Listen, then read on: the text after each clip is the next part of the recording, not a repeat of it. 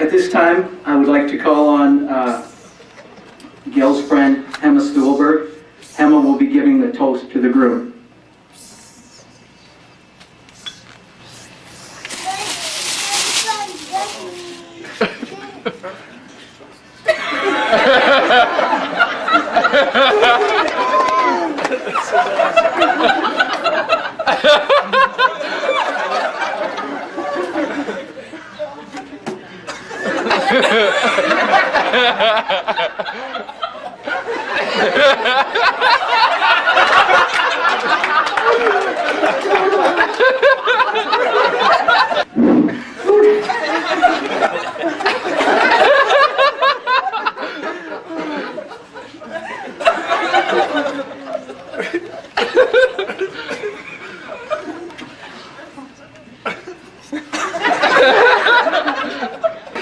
This was a Ukrainian wedding. This would take a lot longer. That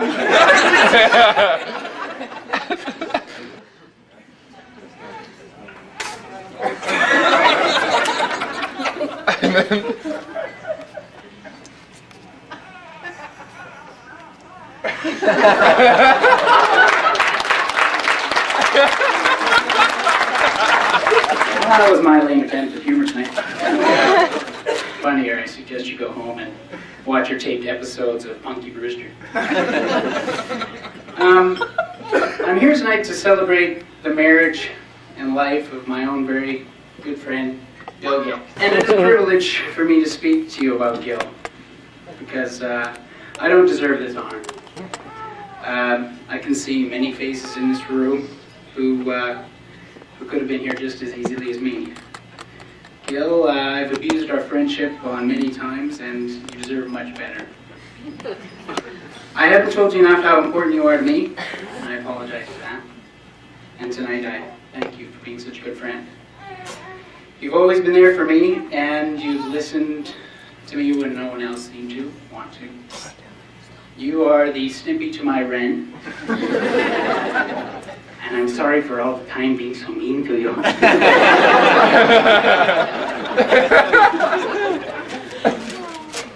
Well, to move on, I'm sure you all know a little bit about Gil. You know that he's a musician. He plays bass in a band called Lung Butter and a band called Angry Petunias. You all know and can see that Gil likes food. Still a loaf of bread here, Gil.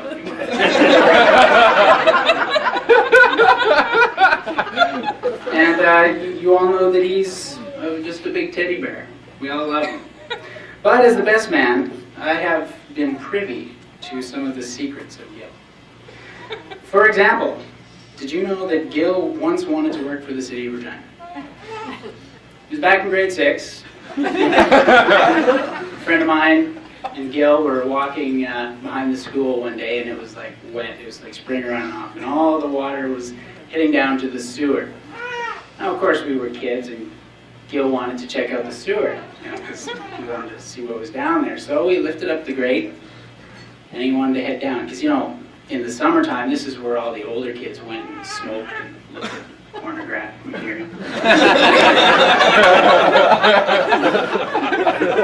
So Gil decided to head down. Of course, it was still kind of cold outside, and he's hanging there, down there, trying to find a ball with his gloves on, and he's going, hey, I can't find the rail, man, I can't, just, it's there, no, I can't find the rail. One of his mitts was frozen to the top. We look down, and he's like, wakes up in water, and he's laughing. So it was still cold outside, so he got sick, and I think that was the end of his days of going to work for the city as sewer repairman. Also, Gil at one time wanted to be a criminal mastermind. It was also back in, I think that was about grade 5, when we went to buy right drugs.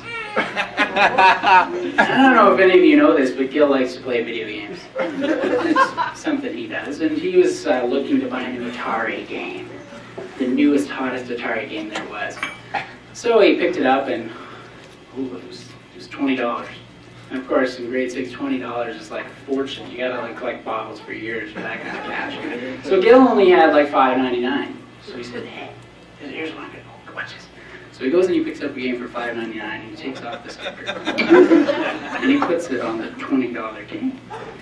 So he goes up to the front, purchases it, walks through, and I'm waiting there on the other end, and I look at him like, you get it, man? Did you get it? Yeah, man, I got it. You're coming with me, son. So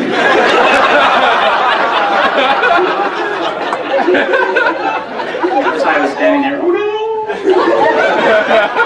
Gil got taken away, and I saw Gil's mom come into the store. Where is he? They took him away. It wasn't very clever. Gil also wanted to be a DJ at one time. I remember I was 13 years old, and it was my first time with a girl. Gil had me over at his house. He had the two of us at his house, and he let us, make out on his couch. And the lights were all dark, and Gil, the good buddy that he was, played Billy Bear and the Beaters at this moment 15 times.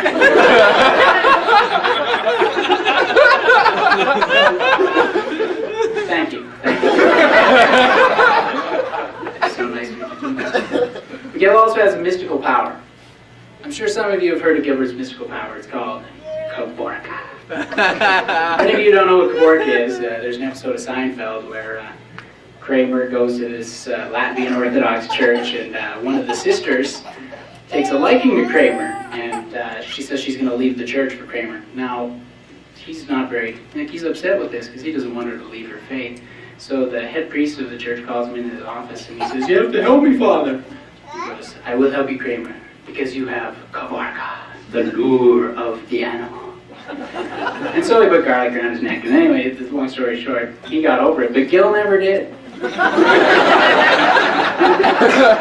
Gil has always had a thing with the ladies.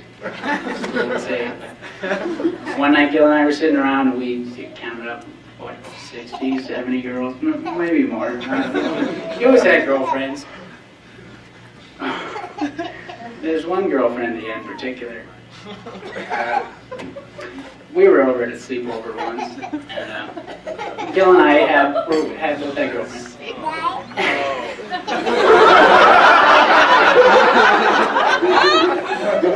and my girlfriend went to sleep, and Gilbert and his girlfriend were sleeping about as far away as they are right now. And all of a sudden I heard this low, guttural kind of pleasure sound. And I was disgusted. I really was. I was sickened and repulsed. And what made it even worse was the noises were coming from his girlfriend. Gil just lie there whimpering and crying.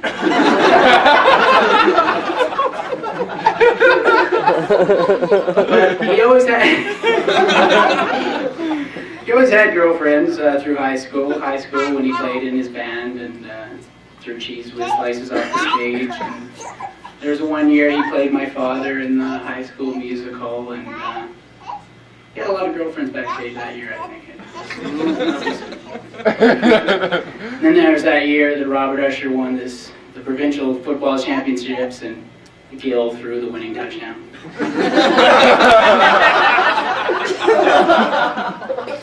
After high school, Gil graduated to become a hockey genius, entering his name in a hockey gold newspaper. He won a trip to Toronto that year. Got his picture, and I was quite impressed. That same trip, however, we went to our friend John's house in London, Ontario, and that's when Gilbert showed his true colors. He was going through an unstable time, and he had become a religious convert, let's say. He was born again. And it was during those times that Gil really showed me how much he really cared for me. I remember we were having a big fight, and he told me how much he loved me and how much he was going to miss me when he went to heaven and I went to hell.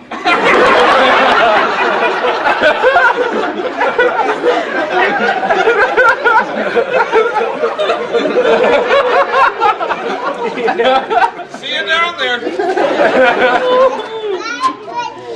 Before I finish, I just wanted to say a few more words about Gil. Food, Cookie Monster, Burger Whop.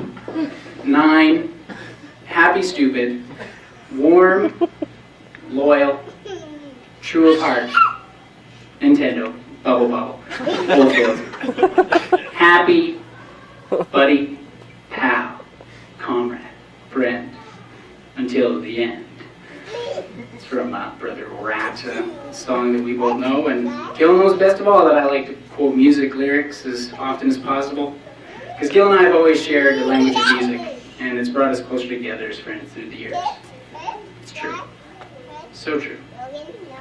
Funny how it seems. Always in time, but never in time for dreams. Head over heel and toe to toe, this is the sound of my soul. This is the sound. But when it came time to quote music for this occasion, I drew a blank. Out of the thousands of songs that are filled with sentimental pap, how could I choose the perfect quote for Gil? Well, I didn't have to. My brother and my love did it for me. The song they chose for Gil as he walked down the aisle today was titled Mayor of Simpleton. It was written by XTC, and I swear that it was written for Gil. There's a lyric of the song that speaks volumes as to why we're all here today. I've altered it slightly for Gil, and it goes something like this. If depth of feeling is the currency, Gil would be the man who grew the money tree. Looking out at all of you and his beautiful, glowing wife, I know that this statement couldn't be any more true. It's because of his kind heart, generous nature, and his joy of living that we are all here to pay tribute and share in the happiness of this man, my buddy. Let us all stand and raise your glasses. To the King, and the richest man in the world tonight.